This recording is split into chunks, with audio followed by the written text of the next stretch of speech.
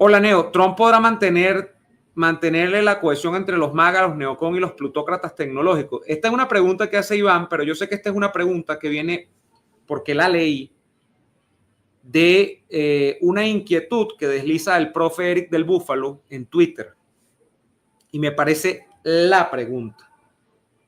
Al punto que me parece la pregunta que si tengo que responder al voleo, yo no tengo respuesta, porque si emito una respuesta sé que me voy a comprometer y que luego podría rodar olímpicamente. Y como a mí sí me importa mucho esto de la credibilidad y me importa demasiado el asunto de que lo que digo no se convierta en una paparruchada o en una estupidez y después vengan a decirme, mira lo que tú dijiste y no pasó.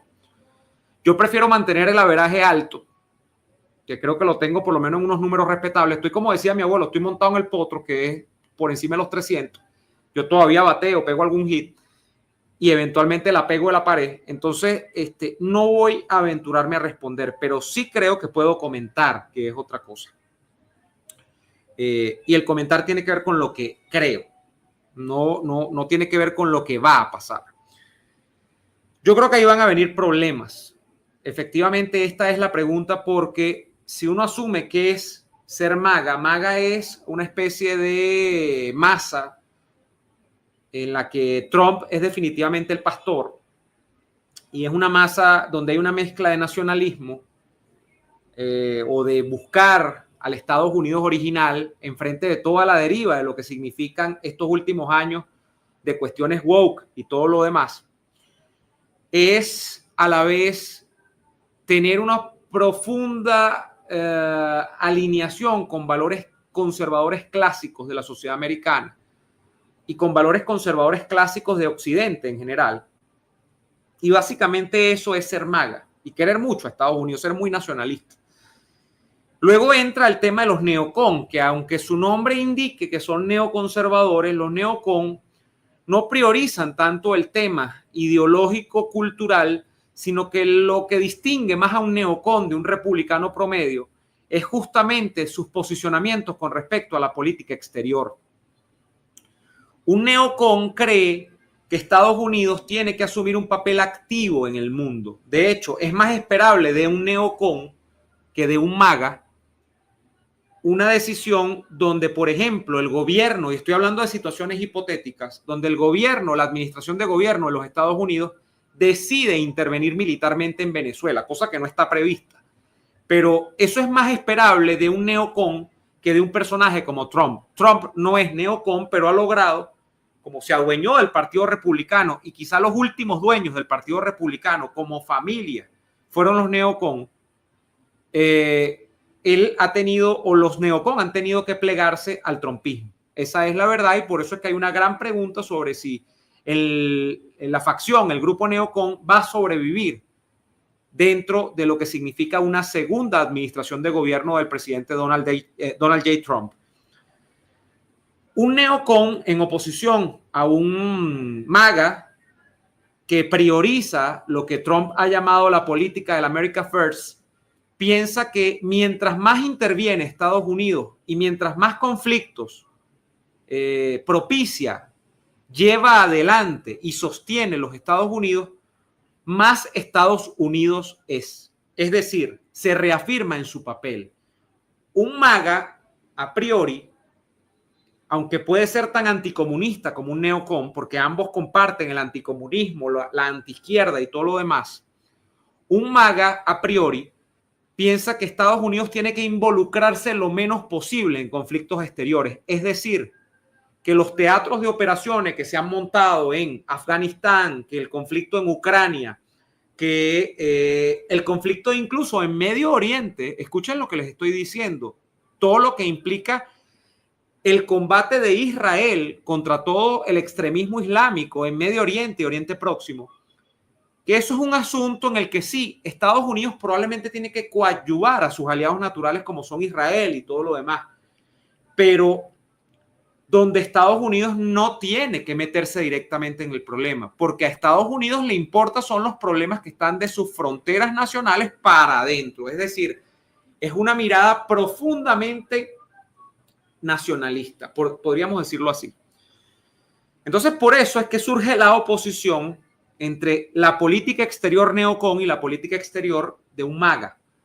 Por eso es que hay mucha gente que dice que no pareciese que Trump va a decantarse por la política neocon, porque Trump viene más desde la política de los MAGAs. Bueno, de hecho, Trump es el fundador del movimiento MAGA, esa es la verdad, más, o el que le dio cuerpo, más allá de que ese movimiento de, digamos, el estadounidense promedio, de los sectores rurales o los sectores, digamos, no tan urbanizados, que son sectores industriales también, donde, bueno, lo que hay son grandes necesidades, existía ya antes de Trump. Los redneck existían antes de Trump. Los hillbilly existían antes de Trump. J.D. Vance existía antes de Trump. Pero Trump es el que ha logrado de alguna manera amalgamarlos. Trump se ha convertido en el rey sol de esa constelación. Y bueno, luego, cuando hablamos de plutócratas tecnológicos, estamos hablando fundamentalmente de los jefes de las Big Tech.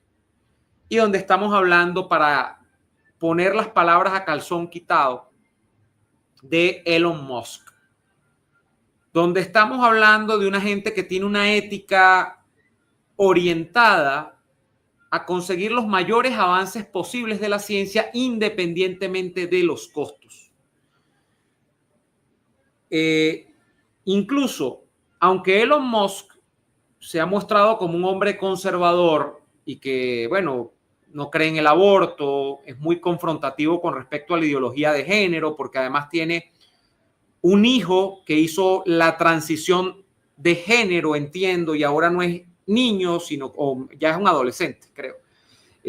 Ya no es un adolescente de sexo masculino, sino que ahora afirma ser de sexo femenino, o creo que ya es cisgénero, o sea, ni siquiera tiene no tiene un género declarado. No entiendo muy bien el tema del hijo de Elon Musk, pero sé que ya ha abandonado el tema de, bueno, su género de nacimiento. Más allá de que Elon Musk tenga ese perfil, lo que realmente parece importarle a Musk es, número uno, el dinero, y número dos, cómo replicar ese esquema del dinero con base en los adelantos tecnológicos, es decir, la inteligencia artificial, la conquista de otros planetas, todos estos viajes pues, que Musk ha promovido activamente. Y bueno, a final de cuentas también incluso redimensionar el mundo del transporte a nivel mundial con los coches o los autos eléctricos, ¿no? Entonces, ¿cómo Musk encaja dentro de este ajedrez donde hay conservadurismo, nacionalismo, en un caso donde a él incluso el nacionalismo le viene mal porque, bueno, para Musk en teoría no debería haber cosas como patrias, porque a Musk le conviene es que haya países donde él pueda asentar sus empresas y pagar la menor cantidad de impuestos posible. Y eso no pasa por un tema de una concepción de una patria nacional o una cosa como eso. ¿Cómo encuadra dentro de todo esto? Bueno, porque hay un gran arquitecto dentro de toda esa operación que es Donald Trump, y porque ha logrado congeniar a todas estas facciones dentro de esos grupos. ¿Cuánto va a durar la luna de miel? Miren, no lo sé. Yo sí creo que se van a presentar problemas. Ojo, a mí me parece positivísimo que, por ejemplo, Musk tenga el cargo que tiene dentro del nuevo gobierno de Trump. Musk va en teoría a vigilar que el gobierno sea eficiente, que el gobierno sea bueno, que el gobierno responda a las necesidades de la gente, que no malgaste el dinero de los contribuyentes allá en Estados Unidos, donde sí importa el dinero de la gente, porque el Estado vive de esos impuestos y no al revés, como pasa en Venezuela, que es que la gente vive del Estado. O vivía, porque bueno, ya creo que no se puede vivir del Estado en Venezuela, ¿no? Aunque mucha gente aspira todavía a seguir haciéndolo. Entonces, bueno, yo creo que es cuestión de tiempo y de verlo, pero sí van a empezar a colisionar muchos intereses allí, y yo creo que va a ser probada la capacidad de Trump de resistencia, de lograr abarcar a todos estos grupos y de mantenerles contentos, ¿no? Va a ser bastante complicado, a mi modo de ver.